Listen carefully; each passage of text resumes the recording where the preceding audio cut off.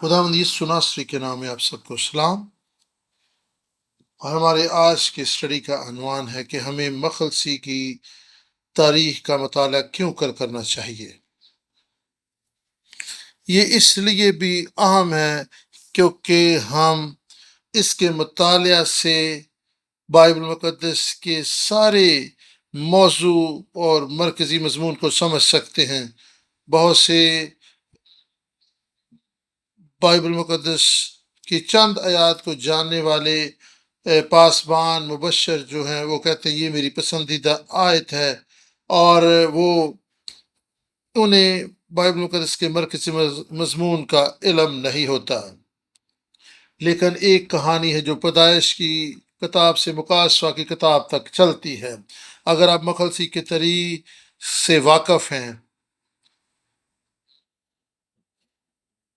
और कई दफ़ा हम पूरे मज़मून और कहानी को जाने बगैर उन आयात को गलत तौर पर इस्तेमाल करते हैं जिनका आपस में कोई जोड़ मेल नहीं होता। मखलसी के तरीक़ क्या है, और यही बाइबल मुक़द्दस की पूरी कहानी है जो पैदाइश की किताब से मुकाशवा की किताब तक चलती है। 4 हिस्सों पर यह कहानी मुश्तमिल है।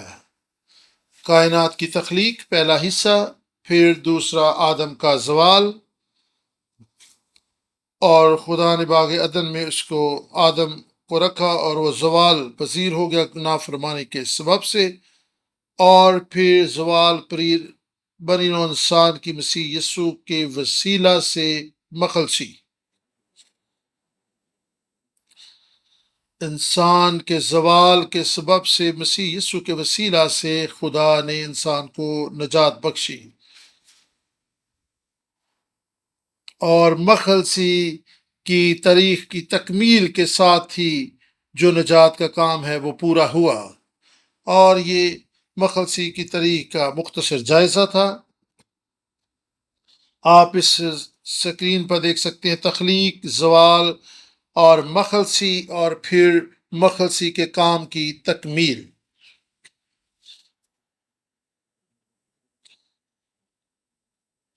और मखलसी की तारीख का आम हिस्सा और मरकजी हस्ती या शख्सियत खुदावंद यीशु मसीह है। मखलसी की तारीख का मरकजी किरदार खुदावंद यीशु मसीह है। ये मखलसी की तारीख की पूरी कहानी है कि किस तरीके से खुदा ने बनी नौ इंसान को मसीह यीशु के सलीबी काम के वसीला से मखलसी बख्शी। खुदा ने बनी नौ इंसान को मसीह यीशु के वसीला से रहाई बख्शी। और अब हम देखेंगे कि मखलसी और नजात में क्या फ़र्क पाया जाता है। मखलसी और नजात दोनों में क्या फ़र्क है। हम नजात के लफ्ज़ से तो बहुत ज़्यादा वाकिफ़ है, लेकिन मखलसी के तलक से हम कम इल्म या मार्फत रखते हैं। मखलसी और नजात में क्या फ़र्क पाया जाता है। नजात एक अमूमी इस्तिलाह है, और इसका मतलब है बच जाना, नजात पाना। और मखलसी जो है ये ख़ास एक इस्तिलाह है, और मखलसी का मतलब है किसी शख्स को किसी जुए और बंधन से रहाई देना। बाइबल के दौर में गुलाम होते थे, और गुलाम जो हैं उनको छुड़ाया जा सकता था, लेकिन उनके लिए कुछ अदा करना पड़ता था, और ये मखलसी का काम होता था। और गुलाम से कहा जाता था कि आपका फिदिया दे दिया गया, आप छूट सकते हैं, आज़ाद होकर जा सकते हैं। इंसान जो गुनाह के जुए बंधन में था उसको भी मखलसी मिल गई है, जो गुनाह की गुलामी में था अब आज़ाद हो चुका है। और यही फिदिया है, जो यही वो तावान है जो मसीह ने अदा कर दिया है, इसलिए हम गुलामी से छूट सकते हैं।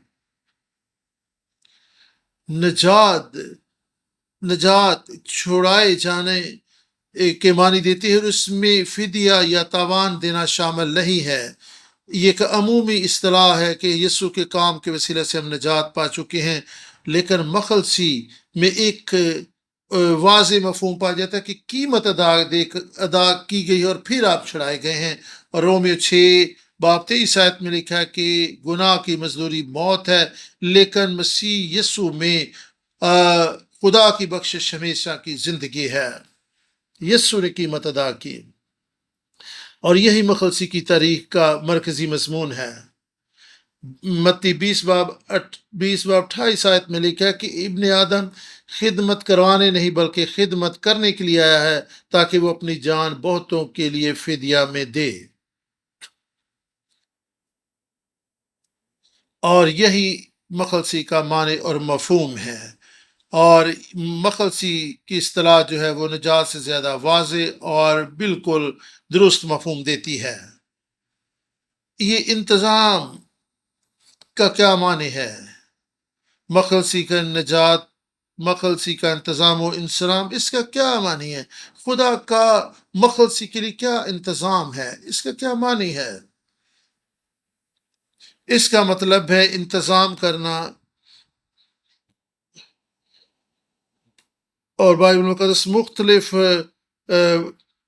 اس کے تراجم کیے گئے ہیں، اور NIV میں بھی اس کا ترجمہ کیا گیا ہے، لیکن عبرانی زبان میں اوئیکونومیا عبرانی لفظ انتظام کے لیے استعمال کیا گیا ہے، اور اس کا معنی ہے سنبھالنا، اور نوموس سے لفظ مخوص ہے نومیا، اور اویکو کا مطلب ہے گھر، اور نومیا ناموس سے لفظ مخوص ہے، اس کا مطلب ہے سنبھالنا، یعنی کسی کے گھر کا انتظام و انصرام کرنا۔ جس شخص کو آپ نے چھڑایا ہے اس کے گھر کا انتظام و انصرام کرنا، اور منتظم جو ہوتا ہے وہ گھر کی دیکھ بھال کرتا ہے، اور اسی انتظام و انصرام کو ایکونومیا کہا گیا ہے۔ بنیادی طور پر انتظام و انصرام جو ہے اس کا مطلب ہے گھر کا انتظام و انصرام کرنا اور اس کی ترتیب دینا، اور روحانی معنوں میں اس کا معنی ہے کائنات کی ہر ایک چیز کو درست حالت میں واپس لانا۔ خدا اس کائنات کی ہر ایک چیز کو انتظام و انصرام میں لا رہا ہے، اس کو ترتیب میں لا رہا ہے۔ خدا ہی ہے جو کائنات کی ایک ایک چیز کو پھر سے بحال کر رہا ہے، اور اس کا مطلب ہے خدا کی تمام سرگرمیاں جو اس نے ہر ایک چیز کو درست حالت میں لانے اور ان کو ترتیب دینے کے لیے سر انجام دیں، اور اس کا جو ہدف ہے وہ یہی ہے کہ مخلصی کا انتظام انصرام کیا جائے اور مخلصی کو ممکن بنایا جائے۔ ہم کس طرح نجات پائیں گے؟ ہماری نجات مسیح یسوع کے وسیلہ سے ہوتی ہے، اور یہی یسوع ہے جس کے وسیلہ سے ہم نجات پاتے ہیں۔ کائنات میں سب چیزوں کا انتظام و انصرام خدا کر رہا ہے۔ چوتھی بات یہ ہے کہ کلام مقدس پیدائش سے مکاشفہ تک مسیح یسوع کی گواہی دیتا ہے، اس کے تعلق سے بات کرتا ہے۔ ہمیں مخلصی کے طریقوں سیکھنے کی ضرورت ہے تاکہ ہم بائبل مقدس کو سمجھ سکیں کہ بائبل مقدس کیا بیان کرتی ہے۔ مخلصی کے طریق ہمیں اس لائق کرتی ہے تاکہ ہم بائبل مقدس کا خلاصہ یا اس کے مرکزی مضمون کو سمجھ سکیں، اور بائبل مقدس کا خلاصہ یا مرکزی مضمون خداوند یسوع مسیح ہے۔ یوحنا 5:39 میں لکھا ہے کہ تم کتاب مقدس میں ڈھونڈتے ہو کہ کوئی سمجھتے ہو، اس میں تمہیں ہمیشہ کی زندگی ملتی ہے، اور یہ وہ ہے جو میری گواہی دیتی ہے، یعنی کہ میری خداوند یسوع مسیح کی گواہی دیتی ہے۔ پوری بائبل مقدس خداوند یسوع مسیح کی گواہ ہے۔ ہمیں یسوع کو اس لیے جاننا ہے، یوحنا 14:6، کیونکہ یسوع نے کہا کہ راہ، حق اور زندگی میں ہوں، اور کوئی میرے وسیلہ کے بغیر باپ تک نہیں آ سکتا، اور خدا باپ تک جانے کے لیے واحد راستہ خداوند یسوع مسیح ہے۔ اور یہ ترتیب کچھ اس طرح سے ہے۔ ہمیں سب سے پہلے بائبل مقدس کو سمجھنا ہوگا، کیونکہ بائبل مقدس کے وسیلہ ہی سے ہم خدا یسوع مسیح کو جان سکتے ہیں، اس کی معرفت حاصل کر سکتے ہیں، کیونکہ یسوع ہی نجات کے لیے واحد وسیلہ ہے۔ اس لیے یسوع کو جاننا ضروری ہے، اور اس کے لیے بائبل مقدس کو پڑھنا ضروری ہے۔ اور اگر ہم مسیح یسوع کو جانیں گے تو پھر ہی ہم خدا باپ کو جان سکیں گے۔ اور بائبل مقدس نجات کے لیے مسیح یسوع کی طرف اشارہ کرتی ہے۔ یوحنا 17:3 میں لکھا ہے، ابدی زندگی یہ ہے کہ وہ تجھے خدا واحد کو جانے اور یسوع مسیح کو جسے تو نے بھیجا ہے۔ خدا کو جاننا اور پھر مسیح یسوع کو جاننا، یہ نجات پانے کے لیے بنیادی بات ہے۔ بائبل مقدس کو جانے سمجھے بغیر ہم خدا باپ کو، خدا واحد کو نہیں جان سکتے، اور پھر مسیح یسوع کو جاننے کے لیے بھی بائبل مقدس ہی واحد اور بہترین اور مستند وسیلہ ہے۔ افسیوں 2:8 میں لکھا ہے کہ ہم تمہیں فضل ہی سے ایمان کے وسیلہ سے نجات ملی، اور یہ تمہاری طرف سے نہیں، خدا کی بخشش ہے۔ اور ایمان کہاں سے پیدا ہوتا ہے، کہاں سے آتا ہے؟ لکھا ہے رومیو 10:17 میں، ایمان سننے سے پیدا ہوتا ہے، اور سننا مسیح کے کلام سے۔ ایمان کہاں سے آتا ہے؟ کلام سننے سے ایمان پیدا ہوتا ہے۔ اس لیے ضرور ہے کہ ہم فراہم ہوں، خدا کے کلام کو سنیں اور خدا کے کلام کو سیکھیں۔ اور خدا کے کلام کو سنے سمجھے بغیر اگر آپ توقع رکھیں کہ ایمان پیدا ہو تو یہ ناممکن ہے۔ بائبل مقدس جو لکھا ہوا خدا کا کلام، اس کو پڑھنے، سننے، سمجھنے سے ایمان پیدا ہوتا ہے۔ بہت سے لوگ ایمان کے تعلق سے گمراہی کا شکار ہیں۔ وہ بہت سے لوگ کہتے ہیں جی ہم خدا پر ایمان رکھتے ہیں تو اتنا ہی کافی، ہم نجات یافتہ ہیں۔ یسوع مسیح کو جاننا بہت ضروری ہے۔ یہ فرق پایا جاتا ہے۔ یسوع نے کہا کہ تنگ دروازہ سے داخل ہو، اور نجات کا دروازہ بہت تنگ ہے۔ میں اس کی وضاحت کرنا چاہوں گا۔ آپ خدا پر ایمان رکھ سکتے ہیں، آپ بائبل مقدس کو جانے بغیر خدا پر ایمان رکھ سکتے ہیں۔ رومیو 1:20 میں لکھا ہے، اور رومیو 1:20 میں اس طریقے سے لکھا ہے خدا کے کلام میں، 20 میں،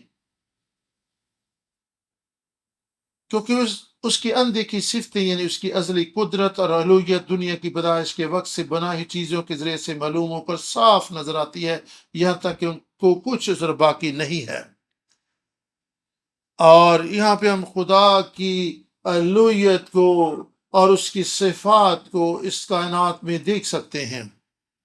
خوبصورت پھول اور آسمان پر چمکتے ستارے، نیر اکبر، نیر اصغر اور ہرے بھرے درخت، کائنات کی ایک ایک چیز خدا کی گواہی دیتی ہے۔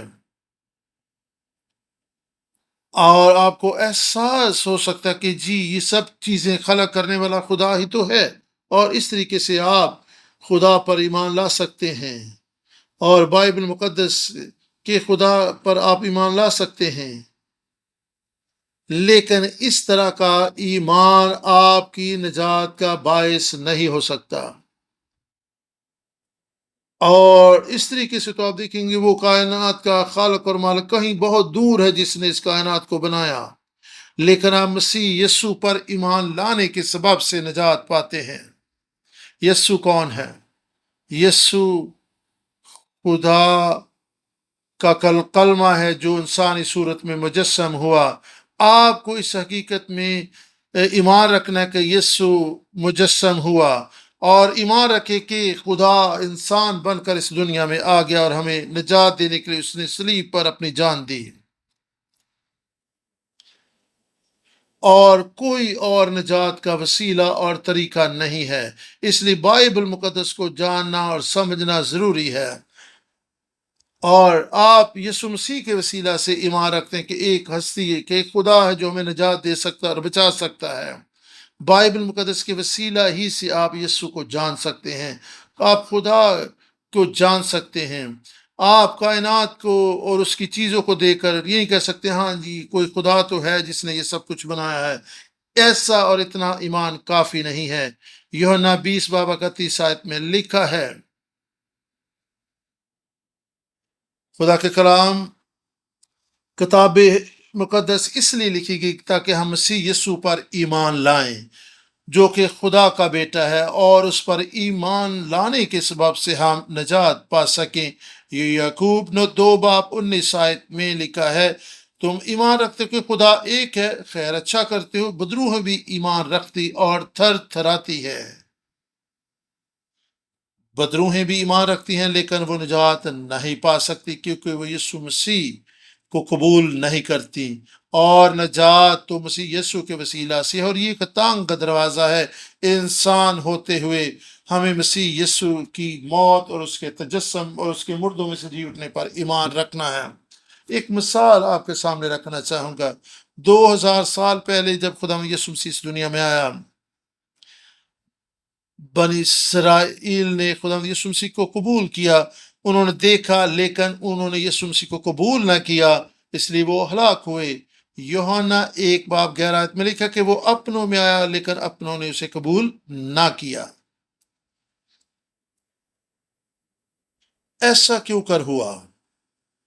کیا بنی اسرائیل خدا پر ایمان نہیں رکھتے تھے؟ وہ تو خدا پر ایمان رکھتے تھے، اور انہوں نے اچھے طریقے سے شریعت کی پاسداری کی، اور دن میں وہ 2 مرتبہ دعا بھی کرتے تھے، روزے رکھتے تھے، ہفتے میں 1 دفعہ روزہ بھی رکھتے تھے، کتاب مقدس کو پڑھتے تھے، اور وہ کتاب مقدس اور شریعت کی پاسداری میں بڑے سخت تھے۔ لیکن وہ یسوع پر ایمان نہ رکھنے کے سبب سے ہلاک ہوئے، اگرچہ خدا پر ان کا ایمان تھا۔ اعمال 13:27 میں لکھا ہے کہ وہ جو یروشلم میں رہتے تھے اور ان کے حکمران، انہوں نے نبیوں کے صحیفوں کو نہ پہچانا جو ہر روز سبت کے روز پڑھے جاتے تھے،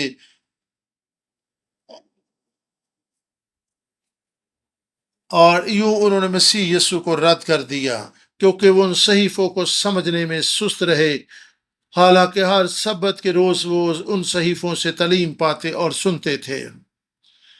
بائبل مقدس بیان کرتی کہ یسوع مسیح آ کر دکھ اٹھائے گا اور پھر مردوں میں سے جی اٹھے گا۔ وہ یہ پڑھتے تھے لیکن وہ یسوع کو پہچاننے سے قاصر رہے، اگرچہ وہ ہر روز ہر ہفتے خدا کے کلام کو پڑھتے تھے، لیکن وہ بائبل مقدس کے معنی اور مفہوم کو سمجھنے سے قاصر رہے، اور اس لیے یسوع کو پہچاننے میں بھی وہ پیچھے رہ گئے اور یوں وہ ہلاک ہوئے۔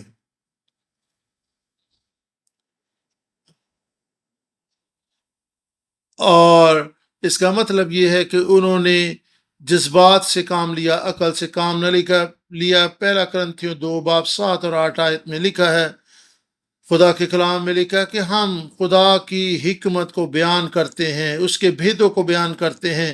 یہ وہ حکمت اور پشیدہ بھید ہیں جو زمانوں سے پشیدہ تھے، لیکن اب وہ منکشف ہو گئے ہیں، اور اگر اس دنیا کے حکمران ان صحیفوں کو اور ان بھیدوں کو جانتے تو جلال کے بادشاہ مسیح یسوع کو مصلوب نہ کرتے۔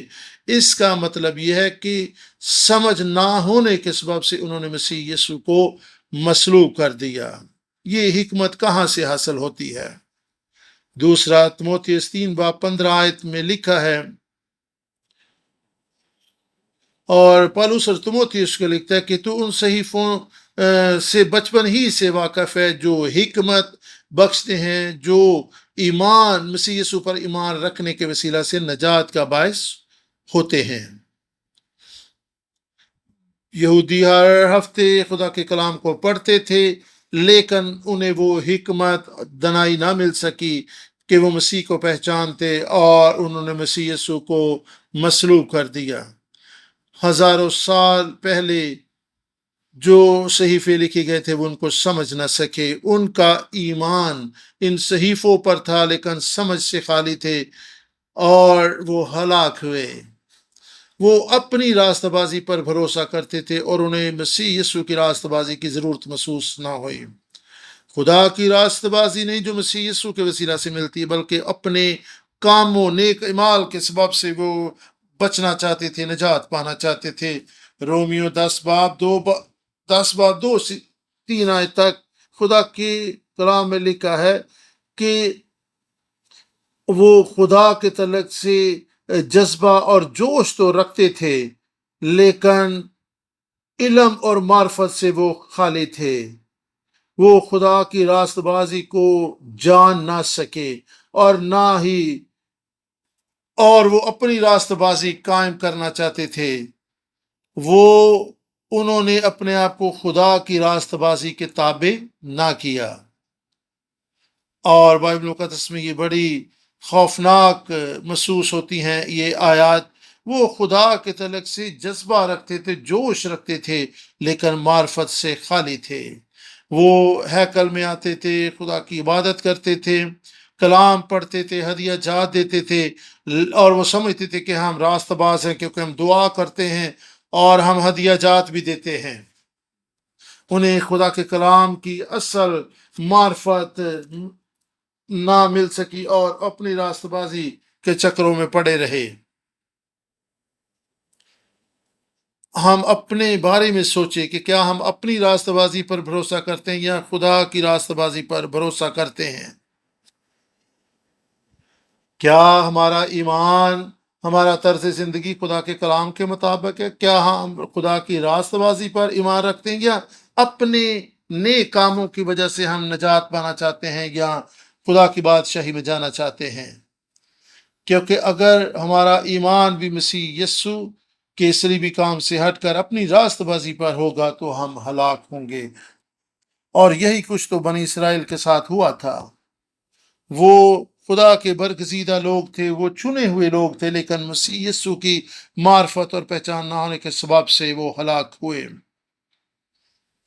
اس لیے بائبل مقدس کو پڑھنا ضروری ہے اور مخلصی کے طریق کو سمجھنا ضروری ہے۔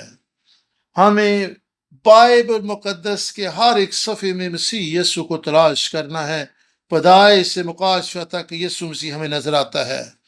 ہمیں مسیح یسوع کو کلام مقدس کے وسیلے سے دیکھنا، جاننا اور قبول کرنا اور اس پر ایمان رکھنا ہے۔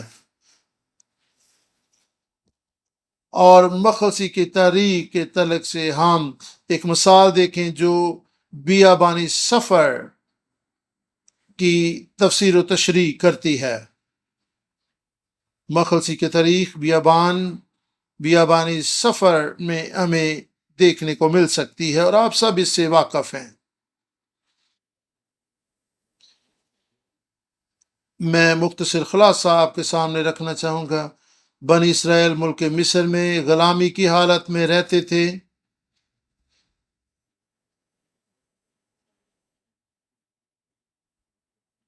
اور یہ ملک مصر ہے، اور پھر آگے آپ کو اوپر کی طرف بحر کلزم آپ دیکھ سکتے ہیں، اور یہ کوہ سینا، اور پھر ملک کنعان بھی آپ کو دکھایا جائے گا کہ یہ اوپر آپ ملک کنعان کو دیکھ سکتے ہیں۔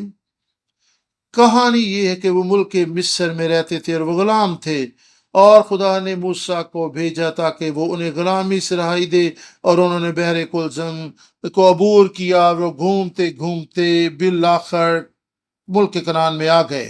آپ اس ساری کہانی سے واقف ہیں۔ اور کیا یہ محض ایک کہانی جو ہزاروں سال پہلے واقع ہوئی، یہ اس واقعے کا ہم سے کوئی تعلق نہیں ہے؟ کیا یہ کہانی ہمیں اس لیے اچھی نظر آتی ہے کیونکہ اس میں بہت سے اسباق بھی ہمیں سیکھنے کو ملتے ہیں؟ ہمیں اس کہانی میں، اس واقعہ میں بھی مسیح یسوع کو دیکھنا ہے اور اپنے آپ کو بھی اس کہانی میں دیکھنا ہے۔ اور یہ ہے اس کہانی کے اندراز کا مقصد جس وجہ سے یہ بائبل مقدس میں لکھی گئی۔ اور پہلی بات یہ ہے کہ مصر جو ہے یہ زوال پذیر دنیا کو پیش کرتا ہے. یہ زوال پذیر دنیا کی تصویر ہے. مکاشفہ 11 باب 8 آیت میں لکھا ہے، اور ان گواہوں کے تعلق سے لکھا کہ ان کی لاشیں جو ہیں وہ بڑے شہر کی گلی میں پڑی رہیں گی، اور جہاں پر ان کا جو نجات دہندہ ہے وہ مصلوب ہوا تھا. اور روحانی طور پر یہ روحانی مصر کی بات ہو رہی ہے، اور اس کا مطلب ہے زوال پذیر دنیا. بن اسرائیل ملک مصر میں غلام تھے. اس کا ہم سے کیا تعلق ہے؟ ہم اس سے کیا سیکھتے ہیں؟ یسوع کو جانے بغیر ہم اس دنیا میں غلام تھے.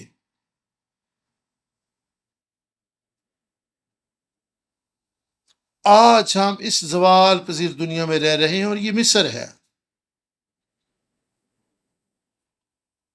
اور پھر بحر کلثم جو ہے یہ کس کو پیش کرتا ہے؟ بپتسمے کو. پہلا کرنتھیوں 10 باب پہلی 2 آیات میں لکھا کہ آئے بھائیو، میں تمہارا اس سے نواقف نہیں رہنا چاہتا کہ ہمارے باپ دادا بادل کے نیچے سے اور سمندر میں سے ہو کر گزرے، اور انہوں نے بادل کے نیچے اور سمندر میں سے گزرتے ہوئے موسیٰ کا بپتسمہ لیا، اور بحر کلثم میں سے ہو کر وہ گزرے. اور پالوس رسول یہاں پر بیان کرتا ہے، اور 1500 سال اس واقعے کی تفسیر اور تشریح کر رہا ہے کہ بحر کلثم سے گزرنے کے وسیلہ سے اور اس بادل کے نیچے سفر کرنے کے وسیلہ سے انہوں نے بپتسمہ لیا تھا. بپتسمہ کیا ہے؟ ہم سب بپتسمہ یافتہ ہیں. ہمیں پتہ ہونا چاہیے کہ بپتسمہ کیا ہے. بپتسمہ کا معنی یہ ہے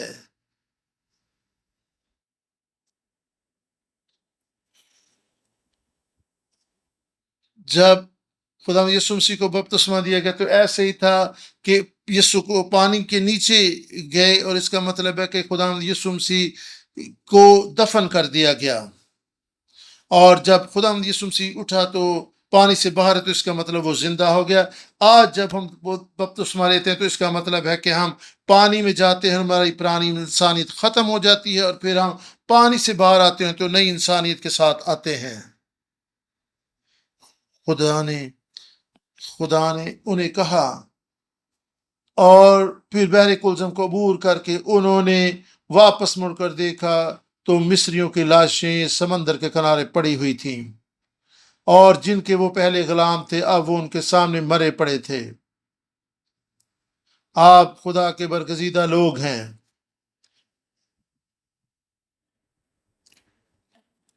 بحر کلثم عبور کرنے کے بعد ان کی شناخت، ان کی پہچان بدل گئی. وہ دنیا دار تھے، لیکن اب وہ خدا کے لوگ بن چکے تھے. جب بنی اسرائیل ملک مصر سے نکل کر بحر کلثم سے گزرے تو انہوں نے بپتسمہ لیا. بپتسمہ لینے والا اس بات کا اقرار کرتا ہے کہ میں خدا باپ، خدا بیٹے، خدا پاک روح پر ایمان رکھتا ہوں، اور اب میں کلیسیا کا حصہ بن رہا ہوں. بپتسمہ لینے سے اب کلیسیا کے رکن بنتے ہیں، جو کہ مسیح کا بدن ہے. ملک کے مصر سے نکلنے کے بعد بحر کلثم کو عبور کیا، اور پھر آگے وہ بیابان میں گئے. یہ بیابان کیا ہے؟ بیابان جو ہے یہ کلیسیا کی تصویر کشی کرتا ہے. اعمال 7 باب 38 آیت میں لکھا ہے،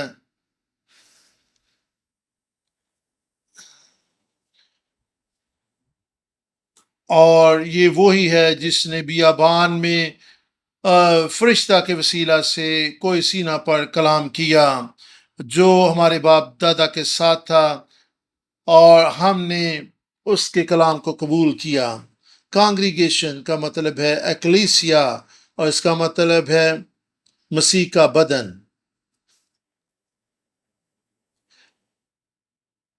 بیابان کلیسیا کو بیان کرتا ہے. اور یہ بیابان ہماری ایمان کی زندگی کی تصویر کشی کرتا ہے، اور یہاں پر ہی ہم تربیت پاتے ہیں تاکہ ہم پاک ہوتے چلے جائیں۔ 40 برس بیابان میں گھومنے کے بعد وہ ملک کنعان میں، جو کہ خدا کی بادشاہی کی تصویر ہے، اس سارے سفر میں خدا ہماری زندگی کو پیش کر رہا تھا کہ ہمیں کیسے وعدہ کی سرزمین تک پہنچنا ہے۔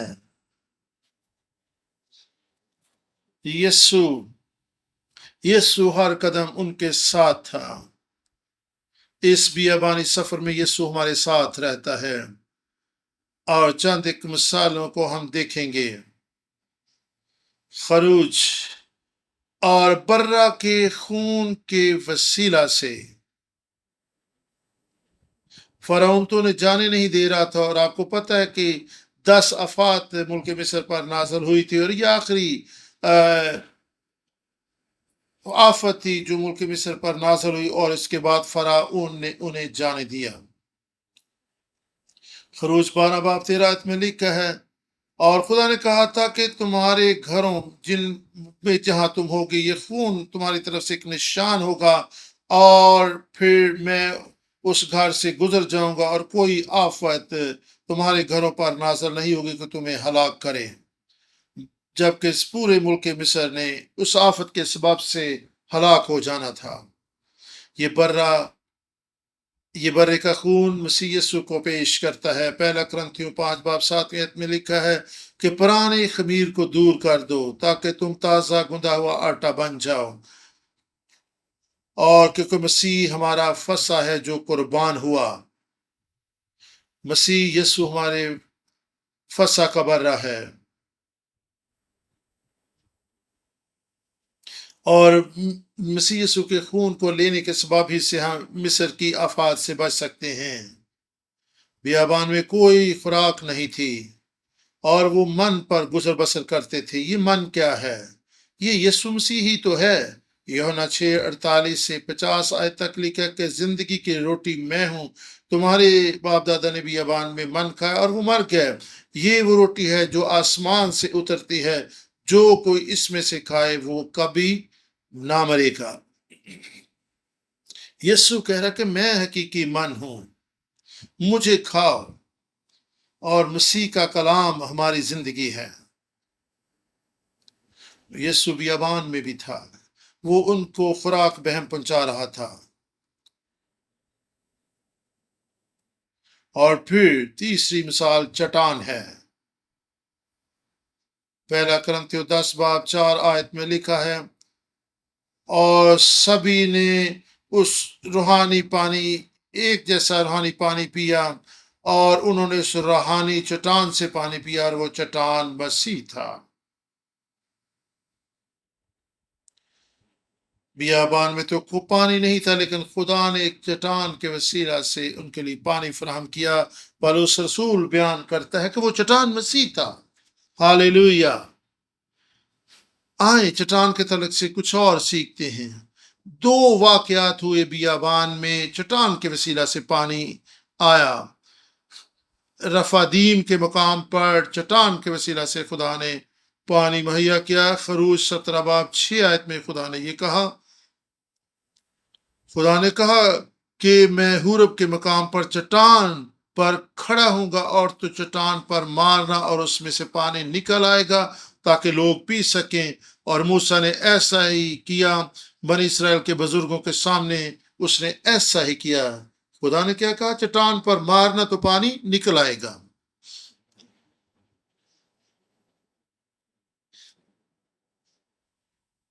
اور یہ بیابانی سفر کے آغاز میں ہی ہوا تھا۔ دوسری مرتبہ بھی قادش کے مقام پر چٹان سے پانی آیا تھا، اور پہلے واقعہ اور اس واقعہ کے درمیان 38 برس کا عرصہ گزر چکا تھا۔ گنتی 20 باب 8 آیت میں لکھا ہے، خدا نے کہا کہ اس عصا کو لے، تو اور تیرا بھائی جماعت کو جمع کرے، اور اس مرتبہ تم چٹان سے کہہ دینا، ان کے سامنے چٹان سے کہہ دینا، تو یہ پانی دے دے گی۔ اور دوسری دفعہ جب چٹان سے پانی نکلا تو خدا نے موسیٰ سے کہا کہ چٹان سے تو نے کلام کرنا ہے، اس کو مارنا نہیں۔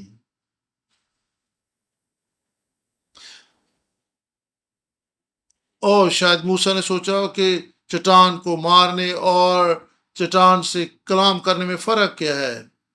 گنتی 20 باب 11 آیت میں لکھا ہے کہ موسیٰ نے اپنا ہاتھ اٹھایا اور اس چٹان پر 2 مرتبہ اپنے عصا سے مارا اور پانی نکل آیا اور اس جماعت نے اور ان کے مویشیوں نے پیا۔